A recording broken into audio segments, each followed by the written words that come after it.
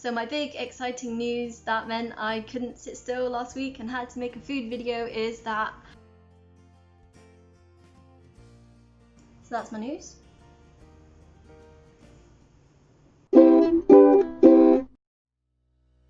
Hi everybody, welcome to the Vegan Brit. This week I'm going to show you how to make barbecue pulled mushrooms, aka barbecue pulled pork, and apple coleslaw. So last week I got these oyster mushrooms and I've never cooked with them before, but I know that they've got quite a meaty texture and are used a lot in recipes that I suppose are of meat substitutes. And when I tried this barbecue pulled pork recipe last week, it just absolutely blew my mind at how good it tasted, and I really wanted to share it with you. Last week when I made this pulled pork, I only made a little bit, and it made like 2 sandwiches, and there was a tiny little scrap left over in a bowl that my dad tried, and he's been asking me to make it ever since. So today's his lucky day. I'm going to be making it, and I'm going to be showing you guys how to make it too. So today's your lucky day as well. I'm going to be serving it in a brioche bun with my homemade apple coleslaw. Also, last week, if you watched the video, I hinted that there was something really exciting happening in my family at the time of filming the video. There's something really exciting happening in my family.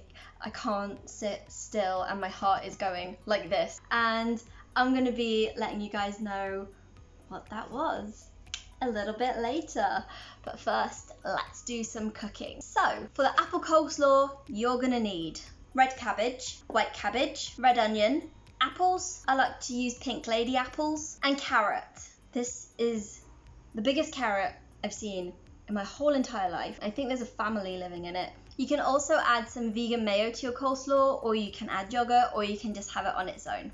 Then, for the barbecue pulled mushrooms, you're gonna need king oyster mushrooms, barbecue sauce, smoked paprika, cayenne pepper, garlic powder, olive oil, and salt. To serve, I'm going to be using these vegan brioche buns, but you can also serve them in tortilla wraps, really nice, or you can serve it with some potato wedges, or I guess mashed potato, whatever you would usually have coleslaw and pulled pork with. First, I'm going to make the coleslaw, which is really easy. All you need to do is shred all the ingredients. So if you've got a food processor like this one here, or if you've got a mandolin, then that would be really great. Otherwise you'll spend a lot of time chopping. So I'm just going to chop everything up. So I'm making this for 4 to 5 people. I'm just going to guess how much I need and throw it in the food processor. There we go. Onions probably not the best to do in a food processor. Oh, so much effort.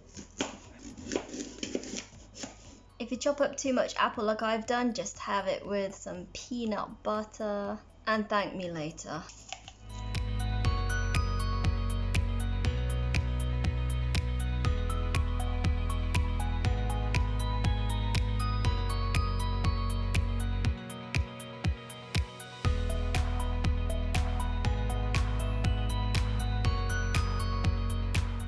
If your gym is closed, just make coleslaw.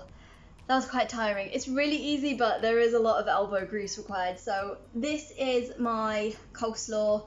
I haven't added the mayo because we might not eat all of this today, and if I added the mayo, it's just going to be all soggy and not very nice tomorrow. So I would recommend you just grate everything, keep it in a bowl, and then add the mayo whenever you're ready to serve it. So now that my coleslaw is all prepared, I'm going to show you how to do the pulled mushrooms. There might be little bits of dirt on the mushroom. I've just got a clean damp cloth and I'm going to wipe off any bits of mud. Definitely don't want mud. I'm going to cut the top off. First I'm going to slice this. Oh, I wouldn't advise cooking and chopping with painted nails. And then I'm going to show you what I'm going to do with the stalk. It's really cool. So you get a fork and you hold it down, and then with the other fork you just pull it. Actually, how did I do this last time? Last time I just held it. That's so much better. Okay, so I'm just breaking up the fibers of the mushroom so that it's easier to pull apart. And then, as you can see, they come apart quite easily. Mushrooms are quite freaky how they look like meat. Or maybe you could say that meat looks like mushrooms. I do think it's really weird that of all of the different like varieties of fruits and vegetables and nuts and all sorts of things that there are in the world, we use a very limited number of those for things like a cake, for example. Butter, eggs, flour, sugar. Who decided that that's how you made cake? Since becoming vegan, I've discovered that there's like at least three different substitutes for egg. Like there's applesauce, chia seeds with milk that you saw me make in the cupcake recipe. You can also use flax, egg. It's so unnecessary to use eggs. There's so many different options, healthier options too. Anyway, I just want to show you this. So this is my shredded mushrooms, and I have all of these to do, so I'm gonna time lapse you and get on with it.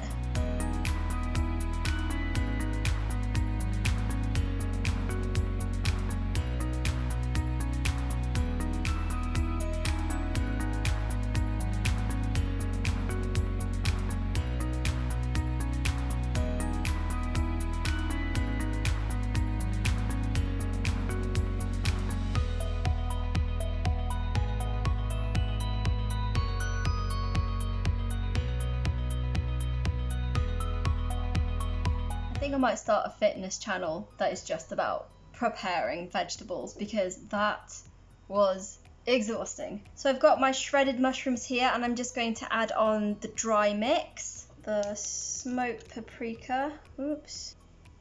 So I am making quite a lot. The measurements in the description below will show you how much you need for just 2 people. Cayenne pepper, and I'm going to put half the amount because my sister doesn't really like spicy. Garlic powder. I'm going to be careful with the salt this week. I did put a little bit too much salt. You can always add more, you can't take it out. Lastly, the olive oil. And I'm just gonna mix the dry rub into the mushrooms. As I'm doing this, I've got the oven preheating at 200 degrees. I need to spread this out on a baking tray and bake it for about 20 minutes. So there's quite a lot of mushrooms here, and I want them to be spread thinly so that they bake properly. So I'll probably put this over 2 trays just so that they're spread out nicely. If you crowd the trays, then the mushroom won't get nice and crispy. There you go, they're all ready. They're gonna go in the oven for 20 minutes. So I thought I'd make myself a cup of tea and tell you guys my news. But first I want to tell you a little story. So on the 13th of August 2013, I was in town with my mum, and we got a phone call from my cousin. My uncle had been in hospital for quite a long time, and this phone call was to say that he was unexpectedly going downhill and that we should go in and see him. So we all jumped in the car and we went to visit him, and he wasn't in a good way. So we stayed with him for a few hours and went home. So the next day my dad was at work. We didn't have the car. We were sitting in the living room, me, my mum and my sisters, discussing what we wanted to do that day, and my mum was quite quiet, and I asked her, "Mum, do you want to go and see Uncle Andrew?" And she said, "Oh, I'd like to, but we don't have the car, it would be too difficult." And anyway, looked for the next train. There was a train leaving pretty soon.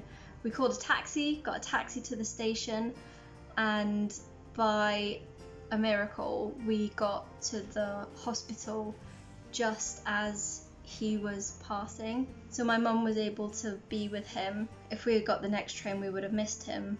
So on the 14th of August 2013, my uncle passed away. And that was a particularly sad time for my family because 2 months before, my nan had passed away, exactly 2 months before. So my mum had lost her mum and her brother in a matter of 2 months. So it was quite a sad time for our family. And last week was the 7th anniversary of his passing. So this story has a really happy ending. Stay with me. My sister got married last year to a really lovely guy, and they announced in January that they were expecting a baby. We didn't know if it was going to be a boy or a girl. They didn't want to know. They wanted it to be a surprise, and the due date was the 24th of August. But on Friday the 14th, we got a phone call from my sister's husband telling us that she had gone into labour. And as soon as we got the call, I looked at my mum and I said, "Mum, do you realise it's Uncle Andrew's anniversary today?" It was quite a coincidence. Of all the 365 days of the year, the baby was going to be coming 10 days early on this very special date. And we also didn't know if it would be a boy or a girl, and I just had a feeling. And sure enough, a few hours later, we got a phone call to say that she had given birth to a baby boy. So my big exciting news that meant I couldn't sit still last week and had to make a food video is that last week I became an auntie for the first time. It's the first baby in our family, my mum and dad and our grandparents. So I'm an auntie. Auntie Kitty Cat. Oh, I didn't tell you his name. Alexander. Alexander was my dad's middle name. And maybe I'm biased, but honestly, he's like just the cutest. The cutest. I almost want her to start like a Truman Show of him, to have a camera on him 24 hours a day just so that I can stare at him every minute of every day, all the time. He's just so cute and perfect. I just can't deal. So that's my news. I don't know if you remember how many mushrooms I put in, but this is what they shrink down to. So it might have looked a bit like overkill, the amount of mushrooms I've used, but they shrink down a lot. How do mushrooms do that? I'm not even exaggerating. Please make this recipe, if only to experience the wonders of this, like especially if you're watching this and you're not vegan. There's another reason why you don't want to have meat. Oyster mushrooms can be a little bit pricey, but honestly they're not really that much cheaper than if you were to buy a lump of pork for pulled pork, and it's of course a much healthier choice. Pork can be very, very fatty. So remember those 4 packs of mushrooms I had?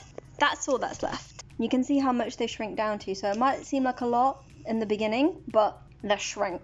I'm gonna add in the barbecue sauce, and then this is done, and then I'm gonna serve some of this in a bowl, and then the mayo, and then that is done, and then I'm gonna put it in a brioche, and then that is done. So here's my finished vegan pulled pork sandwich. I've added a piece of vegan cheese in there. Oh, let me show you this cheese.